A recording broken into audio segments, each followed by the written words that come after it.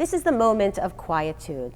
And I think that most of us can understand that sometimes it is in those moments of quietude that we're really able to worry less about what the person next to us is doing and worry more or be more thoughtful about what we want to be saying to God, but also, of course, to our own self. The Hebrew word lahitpalel, which we translate as to pray, actually means to do self-exploration, to sort of look at yourself where you are in this moment and where you want to go in the days and the weeks and the months to come. The Amidah is our time to really do this self-exploration. There is also a part of the Amidah that is just spontaneous prayers of the heart. Ironically, this is the part that most Jews have the most trouble with. Jews are used to our liturgy being fixed and being told what to say, even if we don't agree with it. The words are on the page and we say them.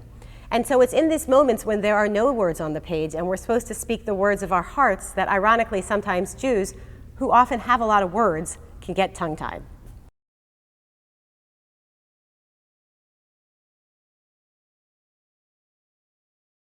We have these similar ideas that overlap from tradition to tradition, but because we have specific ways of saying them in our own faith tradition, we can feel alienated at best from other faith traditions. It feels very different, but when you study them next to each other, they are not so different.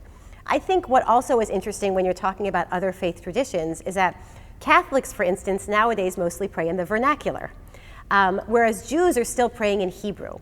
And a lot of Jews still feel that praying in the vernacular, ironically enough, is what feels foreign, right? Saying the prayers in a language they understand feels foreign. They prefer to say the prayers in Hebrew because that feels more authentic.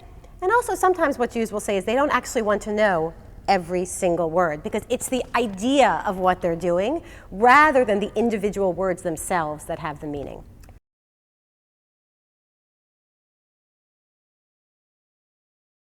I think that often people don't understand what an embodied religion Judaism is.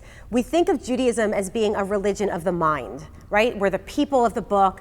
Traditional Jews will often sit in yeshiva and study without moving very much all day long, right? And that's what everyone knows about Jews.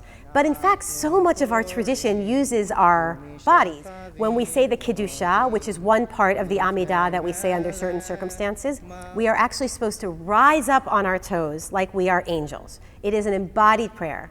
And again, at the end of the Amidah, we take 3 steps back. We are exiting God's kingdom. We bow to the left, to the right, in front of us as we say this prayer for peace. And then we rise up again on our tiptoes, right, as a way of recognition of all the holiness that we have just been a part of.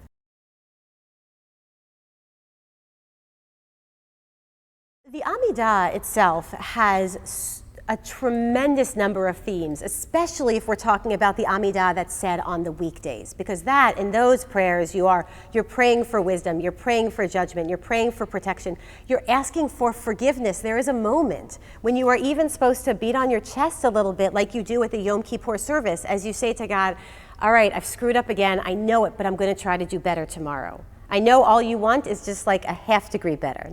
It would be great if we could do 10 degrees better, but a half degree is good enough. So all of these themes we can plug into during the Amidah. And what I say to people when I'm teaching the Amidah, and in fact all of Jewish prayer, is that you will be saying a lot of prayers that don't speak to you. But when you're saying the prayers that don't speak to you, know that you're saying them for someone else in the room for whom it is incredibly meaningful. And if you think you can gauge which prayers will be meaningful to the people in this room, you have no idea. And so what you're doing is you're zeroing in on the prayers that are meaningful to you tonight, knowing that even for you it will be a different set next week, and that for all the other people in the room, you're also saying prayers for them.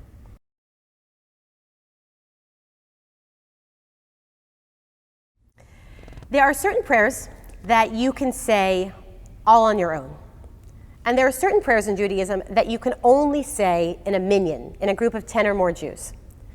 The Amidah is special because it's a twofer.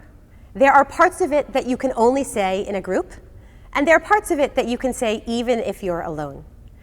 So the Amidah, unlike some of the other Jewish prayers, is this beautiful mix of communal and solitude.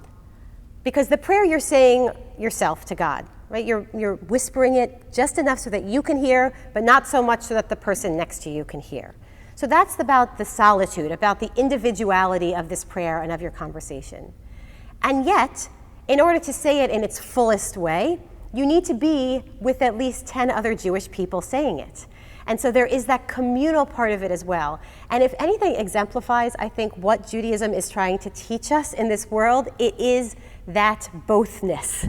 The bothness of being in relationship with God, with godliness as you understand it, but also being in relationship with community.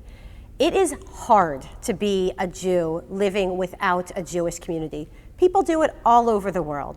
But one of the reasons that Jews tend to congregate together is because in order to practice Judaism, we need other Jews. And so the Amidah, what we're saying is, yes, God, I'm in my personal relationship with you, but I am also in relationship with all these people around me.